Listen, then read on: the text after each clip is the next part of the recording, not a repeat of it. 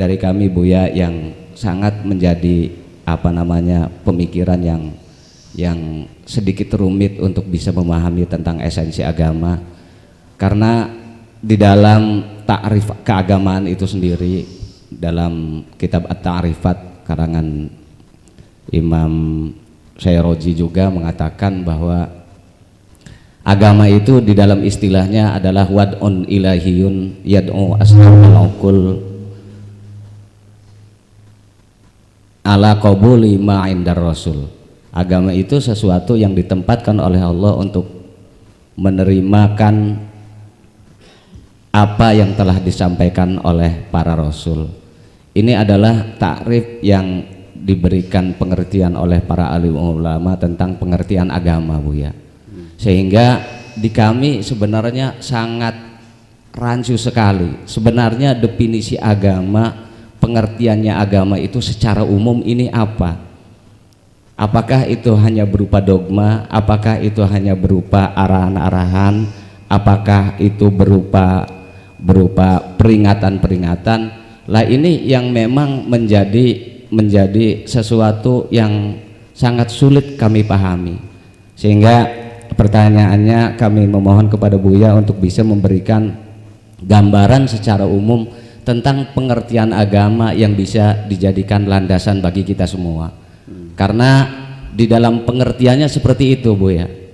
Ini dalam ta'rifnya bahwa ad-din huwa wad'un ilahiyun yad'u ashabal uqul inda qabuli ma huwa indar rasul. Jadi kalau itu bukan disampaikan oleh para rasul, maka itu bukan merupakan agama. Lah dalam pengertian pembahasan kita malam hari ini, bahwa agama itu bukan sesuatu yang seperti itu, akan tetapi mempercayai terhadap sesuatu yang di luar kemampuan diri kita.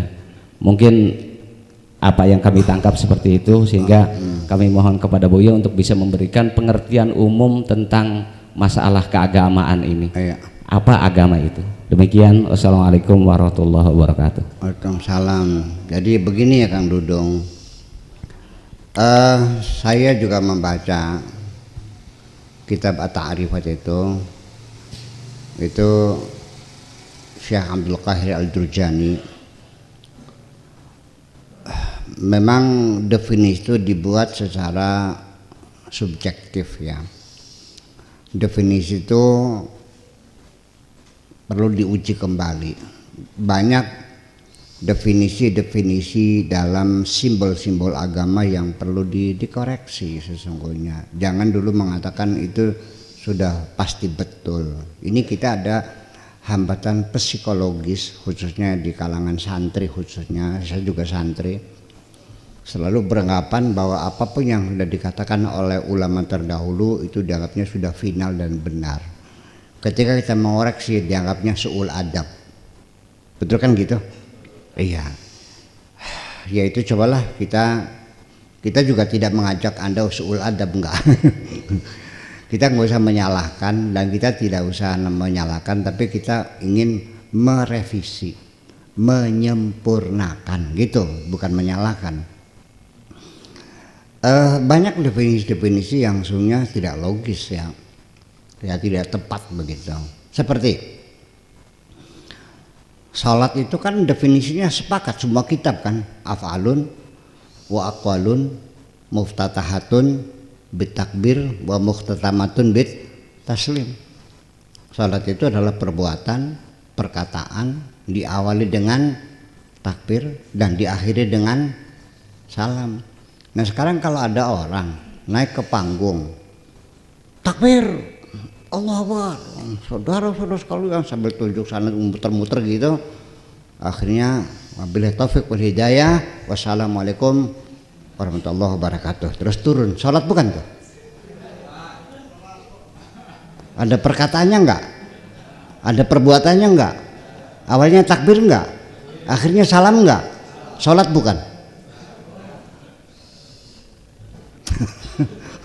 Jadi semua tentang suhu, tentang qanaat, tentang sabar, tentang tawakal, tentang sholat, tentang zakat, tentang puasa.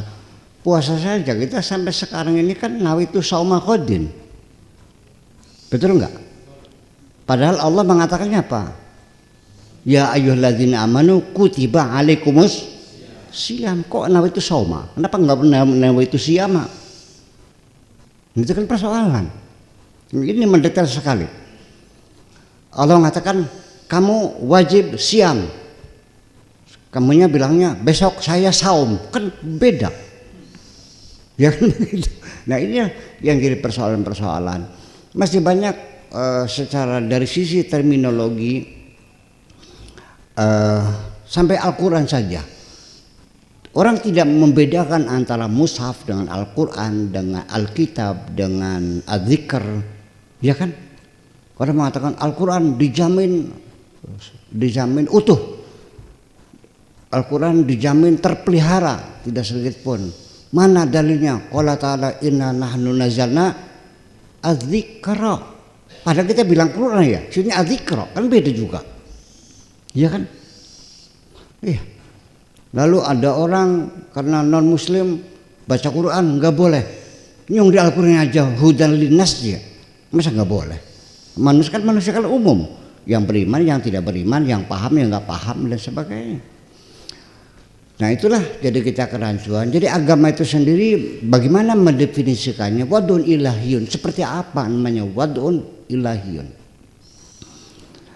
Salat saja itu walaupun Anda mendefinisikan bagaimanapun, salat itu adalah konsep, bukan materi. Kita mendefinisikan materi saja itu sulit. Ini ilmu terminologi kan terus berkembang di dunianya, ya kan gitu. Kita mendefinisikan kursi saja tidak mudah loh, yang kelihatan, apalagi sholat yang tidak kelihatan. Begitu lemah ya. Sholat bisa dilihat enggak? Nah, nggak bisa. Yang dilihat apa? Orang yang sedang melakukan sholat. Kalau kursi kelihatan enggak? Kelihatan, sok definisikan. Juga tidak mudah mendefinisikan kursi. Ketika anaknya nanya, "Mama, kursi itu apa?" "Ya, tempat duduk." Dikiranya selesai. Ini kan menimbulkan suatu kesalahpahaman, distorsi dalam pikiran anak itu. Kita katanya, "Kamu mana gunting, kamu pegang-pegang mana tinggalnya?" "Oh, di luar mah di kursi." Ibunya keluar nggak ada kursi. "Di mana?" "Di kursi." "Nggak ada kursi." "Di kursi," kata anaknya. Tarik di kursi. "Mana kursinya?" "Tuh." Ternyata ini ngebuk. Di mana kesalahannya? Karena ibunya mengatakan kursi itu tempat duduk dan anak itu melihat di book itu banyak orang, berarti itu namanya, ya kan salah paham. Dibetulin, nih kursi itu adalah perabotan rumah tangga yang dibuat dari kayu, yang berkaki 4, yang gunanya untuk duduk. Pada perasaannya lengkap kan, tambah nyasar pisan ini. Suruh ngambil kursi di kamar nggak ada katanya. Itu apa? Nggak ada. Lagi itu apa? Itu kan plastik. Kenapa? Kan ibunya mengatakan terbuat dari kayu. Betul nggak? Suruh bawa kursi di dapur, nggak ada. Ini apa? Ini kan kakinya 3, karena kamu mengatakan kakinya 4. Paham? Apalagi agama. Jadi saya bisa bikin definisi agama 1000 definisi, ya kan? Dan bisa berbeda-beda. Jadi artinya apa agama tuh? Ya saya kira yang intinya adalah pengakuan terhadap adanya Tuhan. Itu yang paling penting, ya kan? Sehingga nanti siapapun Tuhannya, namanya apapun, itu sah disebut agama. Agama Yahudi, agama Buddha, agama Hindu, agama Islam. Kalau itu definisinya, berarti yang di luar agama Islam yang tidak ada Rasul bukan agama dong. Betul nggak? Ya iya. Apa yang disamakan Rasul? Nah mereka nggak percaya Rasul aja, berarti bukan agama. Nggak bisa agama kok. Nah itu kan berarti berbelit sekali. Nah kemudian dari keyakinan kepada Tuhan itu adalah kepercayaannya meyakini bahwa Tuhan yang diyakini itulah sang pencipta yang mengatur alam semesta ini. Dan aturan-aturan Tuhanlah itu yang menuntut dia upaya mengikuti aturan-aturan Tuhan sesuai dengan hukum alam ini. Itu seperti itu aja kok, susah banget sih. Nah sekarang saya tadi mengatakan jangan lagi pernah suami mukul istri, ya kan Bu Neti? Ketika engkau punya suami memukul, mau lapor polisi, langsung visum masuk penjara suaminya. Sekarang diawasi tindak kekerasan rumah tangga itu. Jangan coba-coba mukulin istri, nggak bisa. Nah ketika logika, kembali kepada pertanyaan pertama, ikut logika apa ikut nas? Nah kan gitu. Nasnya kan wan khiftum nusuzahunna wadribuhunna wahjuruhunna fil madaji. Nah Allahnya nyuruh disuruh dipukul, kalau istri bangkang terus tampak aja pak itu, tendang sekalian penuh karo centong sendase. Tapi kenapa Buya Sakor melarang? Ini berarti ngelawan nas. Nah itu masalah. Begini, kita mencari sinkronisasi. Ketika logika kita menolak untuk menerima itu satu kebenaran, ya cobalah kita mencoba mencari alternatif lain, memberikan interpretasi terhadap firman Tuhan itu. Karena selama ini juga firman Tuhan itu ketika berbentuk kalam Allah dalam Al-Quran, ketika dituangkan dalam undang-undang dan fikih itu melalui proses interpretasi, betul enggak?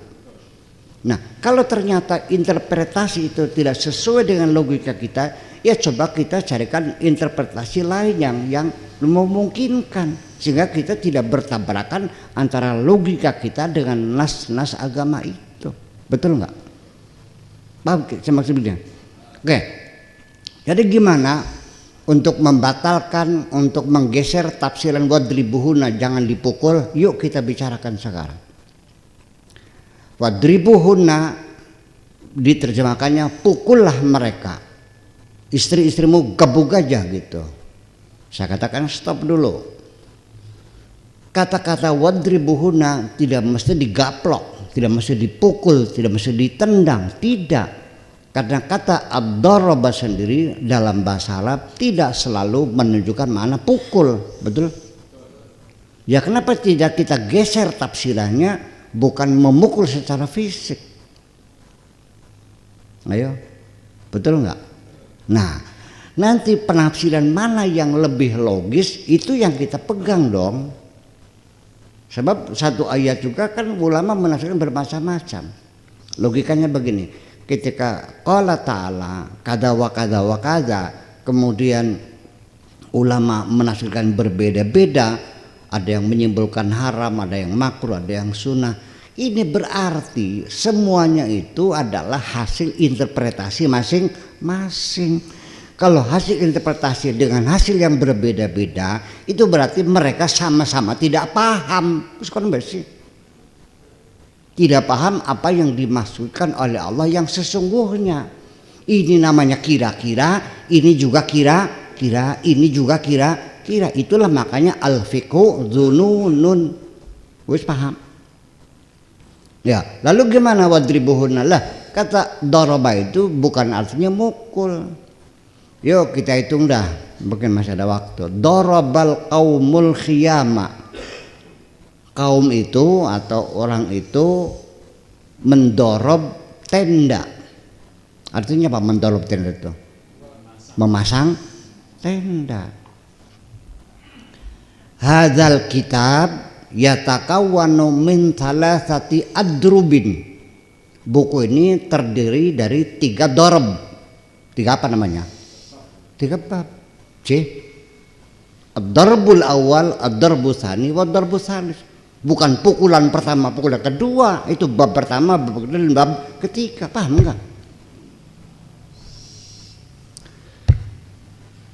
Buruh pengen naik gaji, ditolak oleh majikannya, akhirnya mereka mogok. Bahasa Arabnya adrabal ummalu salasata ayyam andal amal. Adraba memukul pekerjaannya 3 hari. Apa artinya? Mogok. Innallaha la yastahi an yadriba mathalan ma, memukul contoh masa digebuk. Apa artinya? Memberikan. Ya kenapa Anda tidak mencari penafsiran yang lain? Ujung-ujung langsung ngotot pukul sesungguhnya, paham nggak?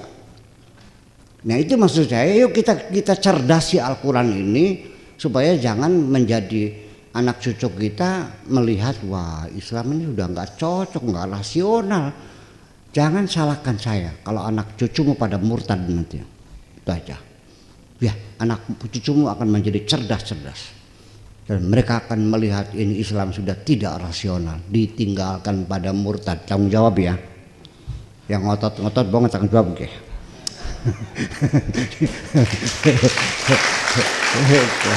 Oke.